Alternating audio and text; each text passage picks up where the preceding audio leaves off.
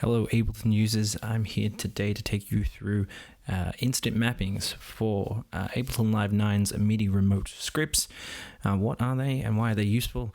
MIDI Remote Scripts are pre-configured, pre-mapped scripts for some control surfaces, but not all of them. You might have a controller that's not natively supported by Ableton Live, and you'll find that you'll either have to map everything manually or set up a template so that they remain mapped all of the time.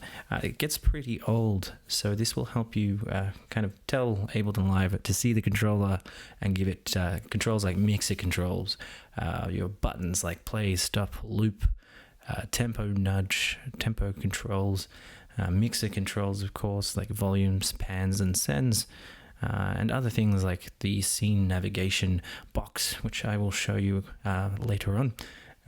Track selection, macro selection, etc. So before we get into that, you're going to need a few things. Number one is a text editor. You can use Notepad or Text Edit. It doesn't matter which one you use, but the one I use is Atom. You can pick that up. I'll leave the link for that. It's free, and you're also going to need a MIDI monitoring application. So I use MIDI Monitor by Snoise. I'll also leave a link for that. And lastly, the MIDI remote scripts that you're going to be editing that I've helped create. Now this is all made possible by Hanz Petrov from remotescripts.blogspot.com. He put in all the hard work. I just kind of took it and made it easier to interpret, and that video as well for you. I will leave a link to his website so you can learn more, because he's gotten quite in depth on the process of creating them from scratch, which is great. Now the other thing is that these scripts will not work, as far as I know, with versions of Live 9.1 or earlier. You should be able to modify Hanz's FCB 1020 script, which I'll also leave in the description below. Before we get into the creation, I'll show you what I was able to do with my BCR 2000. So the BCR 2000 is made by Behringer. It supports 32 encoders, 8 push encoders, which are banked. You'll see that in just a moment. On the right, the top 4 buttons will bank you between those 4 push encoders. 16 buttons along the top, 4 to the right. For customizing, and you can also customize the store and edit, learn buttons, and the preset buttons as well, but I always keep those the same. So along the top here you can see we've got our volume controls, then our push encoders for track selection,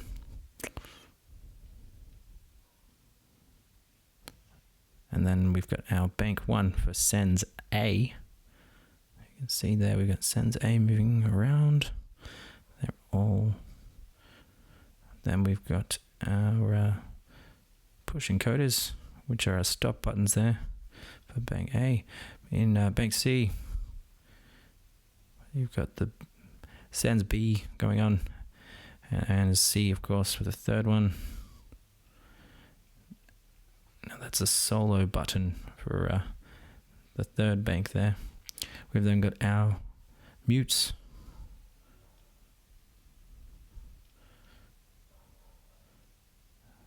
our track arms, the all-important pan, left and right,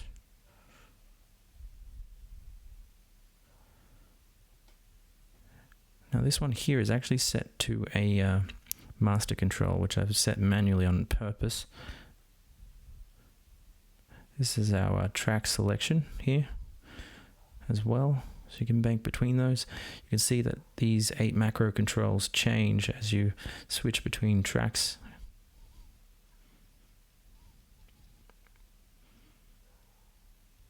And this is my my master one. These are just repeaters that I keep on all the time, and I like to have them in control. So we've got the bank selection buttons here on the right. And at the top you can see the scene navigation selections. So that red box will move left and right. I have no need for it to go up and down yet because I don't use the clip or scene selection on the BCR. We hit the preset button, you can see I've got that master one there on the left, so I keep that on every preset. And these are volume controls, and also track mutes as well. The first thing I'm going to get you to do is open up Ableton Live, launch the Preferences pane, and on the left here, click Link MIDI. And we're going to just take note of the name of your controller. Quite important here, just make note of capitals, numbers, and spaces. Here I have a space. All of the spaces that we type in for your controller name need to be replaced with an underscore instead of the space. I'm not sure why, but that just is the way it is. We're going to then completely close down Ableton Live. And I'm going to get you to open up your controller name zip file. I'm going to move mine to the desktop. What we're going to do here is rename the controller to your controller's name. And then open the folder. Inside, you're going to see a few files here. None of them are important, only just 3 of them. We're looking at these 3, INIT, MIDI_map, and your controller name. Now, we're just going to rename your controller name as well. Okay. And if you are using Atom, open it up inside of Atom. Otherwise, do a right-click Open With and open it with your preferred text editor.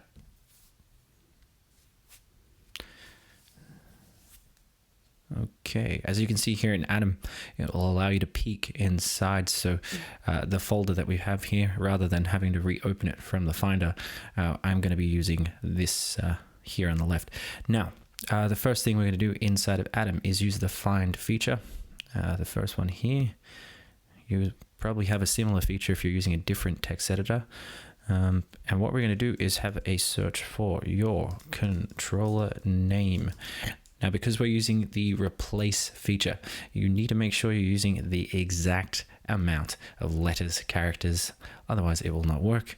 Pop in your controller name and then replace all. You're then going to save that. You can close it. And we're going to open up Arturia beatstep.py. Again, we're going to replace all. The reason we're doing this is because I cannot be bothered finding all 10 manually. That takes a lot of the work out. Again, we're going to save and close. And the last one, MIDI_map, which is where we're going to stay for the remainder of our editing. Now, you can just replace this one. It's not important, but for continuity's sake, we're going to do that. Anything here in gray, light gray, you can see after a hash is just a comment. Most of these comments are already pre-filled. It's stuff left by Hanz, Petrov. So this was quite useful for me figuring out everything inside of here. So you can tap escape to remove the find window. We are now going to open up our MIDI monitor. And I'm just going to move that down there. Let's see if we've got some notes. Great. Now, just a few things about MIDI monitor. Ensure that you have source checked, or if you have many, just the Arturia beat step is checked here under MIDI sources. And lastly, under preferences, you want to make sure that the note format is set to decimal number. If you have a look here, if we set it to note, we only get the note values here, G sharp, A sharp, etc. With decimal number, we get the number note value instead, which is what the code understands. It doesn't understand the note value information. So let me take you through just a couple of these. Now, most of them are self-explanatory, but the first one you might not know what it actually quite means because I didn't. The first one here is track offset, and that's set to -1 by default, and scene offset just below, which is set to 0. Now, essentially what this is all about is the colored box that you'll see around the session view when you're using a controller that can access clips within session view. It's normally up to 8 on most controllers. If you've used push or the launch pad, you'll be very familiar with this box. This sets the position at where that box starts. So if you set this to 8, it will start 8 tracks across. If you set scene to 3, it will start 8 tracks across and 3 scenes down. So it's just the position. I like it where it is, so I'm going to leave it there. The next one we have now is a button channel and message type. Now the button channel needs to be set to whatever channel your buttons are, because all of the button controls for things like play, stop, etc., minus the pads and encoders and faders, we'll get into that in just a moment, but anything that involves a button press needs to be on the same channel. I haven't quite figured out how to put them on separate channels, but they need to be on the same channel. Now, if you're not familiar with MIDI channels, I'll show you where you can see your channel here. Now these buttons are all set on the same channel. There are 16 channels. You can use any of them, 1 through to 16. Very peculiar thing about this is that it's 0 is 1, 1 is 2, 2 is 3, and on and on and on. So in this case, if it's set to 0, that is on channel 1. We need to be, in my case, on channel 10. So I'm going to switch that to channel 10. And the message type. So this is in relation to the type of note that you're sending down that channel. Now it can either be a note or a CC value. CCs standing for control changes, normally relate to things like our encoders. There you go. The message type is a controller. And on my pad, you can see here, we're getting note on and off and after touch because these are sensitive. So the next thing we want to pay attention to is our controls. We've got play, stop, record, tap, tempo, nudge up and down for the tempos, undo, redo, loop, punch in, punch out, overdub, metronome, and on and on and on and on and on. And now I'm going to leave that up to you to decide what you're going to map out. There's quite a lot of things that you can map here. It's just kind of endless. It's anything inside of your Ableton interface you can essentially map. This one being quite important, and I am going to map this one here, the session navigation, which is that red box, the colorful box that I was speaking about just earlier. I'm going to set these to 4 controls. So to do that, we're going to replace any values with -1s. Now you remove the 1 and the negative sign or the hyphen, and we're going to replace that with the data or the number value for our buttons. So I'm going to use these 4 pads. We got 44, 45, 46, and 47. Nice and easy. So let me just do that. Now be careful with the spacing here. If you mess up the spacing, you may find yourself in trouble. The script may not work. And I'm going to map the navigation, track navigation. So this changes the track focus. And here on the right, you've got scene launches. So this is the scenes from 1 down through to 5. Now I imagine you can actually set this to scenes 6, 7, and 8 and onwards. I haven't yet experimented, but I'd assume you would put it in like this. And it should essentially work the same. Now I am not going to set any of those. We will move on. This is the clip note map. And I'm going to set a few of these just as an example. And this is the very familiar grid-like view for session view. We will set just a few of those. Great. This one here will select the master track and bring that into focus. And now we move on through to our track stop. Our mixer controls will be on shortly, but we've got our track stop, our track select, and track mute. Let's just set a track mute for just for the sake of it.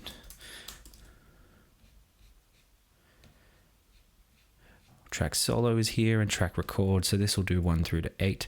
Now these will move relative to that colored box. It's if you move the box using our session navigation controls that we mapped earlier, just here, if you move them right, then they will move relative to those. And the same applies for encoders like sends, returns, your volume controls and pans as well. Next, we're looking at the drum pads. So you can see here, we've got our drum pads. I'm going to map one of these just for the sake of it, but this is the same shape, and this also has a channel set, so we will set that to channel 10. Moving on, we have the slider channel. Slider channel needs to be set to the same channel as your encoders or faders or sliders. My channel for my encoders is set to number 1, so I'm going to go ahead and leave that at 0. Tempo top and bottom, I believe, controls the lower limit of the tempo control option here, which I'm going to set to number 7. And essentially that that encoder's limit is all the way down to 0 and all the way as high as 180. And it can go all the way from 0 through to 999. We've got our master volume, Q level and crossfader, and then we have our track volumes. So I'm just going to map a few of these. Make sure you turn your knobs so you know what numbers you're working with. You've then got all of your sends from A, B, and C. I do imagine that if you added in D, E, or higher just underneath, making sure you keep this format, you'll probably be able to map more sends controls. And lastly, here at the bottom, you've got the parameter controls. Now this is, I think, just another name for the macro controls. You need to map all 8 of them. Otherwise, none of them will work. So you can't just map 1 and 3 and 4. You need to map 1 through to 8 for them all to work. And you can bank between those using, I believe, the device bank left. The device bank buttons here are left and right, the device bank and device nav left and right as well. You can use that to switch the macro controls around. So we are then going to save that. Close her down. And we are done in terms of editing. The next thing I need you to do is make a copy of this because you do not want to have to lose your MIDI mappings. Now you can just copy the top 3, which is fine, but I would recommend just copying the whole folder. Command D will get you there if you're on a Mac. Now, next we're going to open up the applications folder. You can go to Go and then applications, different on a Windows computer, but it should all be relatively the same. We're then going to check package contents. Do a right click there and that will get you inside of Ableton into contents, app resources, MIDI remote scripts, and we're going to drop our Arturia beat step script into the folder there. Now we're going to launch Ableton Live 9. I'm going to keep this folder open. What you'll see here is some PYC files being created in conjunction with all the files you can see here. This C, I believe, is for compiled, where we were editing the decompiled versions of the script. Now I'm going to get you to head back into Live's preferences and back into Link MIDI. Under the control surface option, we're going to choose our controller name, Arturia beat step. Close that off. You can see the box that I was talking about. This one's red. I think as you have more, they're different colors. And we will give our controllers a go just to show you that I don't have anything mapped.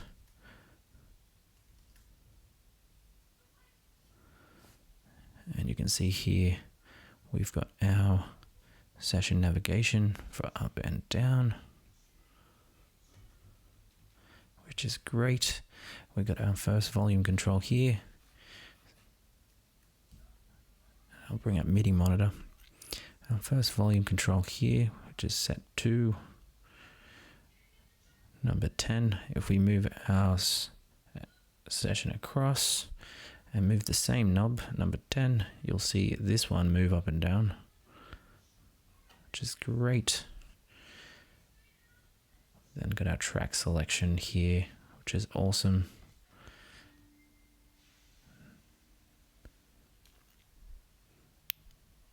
Next thing to take note of are our session launchers here.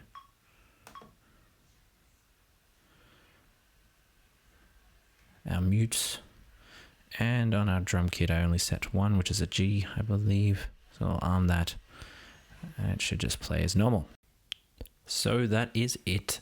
If you have any comments or additions, or you get really stuck, please leave a comment and I will try and get back to you. I would love to see some modifications to the script and see if anyone can add anything new. I'm particularly interested in seeing if it's possible to add an extra row. I might give that a go the next couple of days and leave it in the comments if it's successful, and update the script as well. Thank you, and I really hope this helps your workflow and your sound.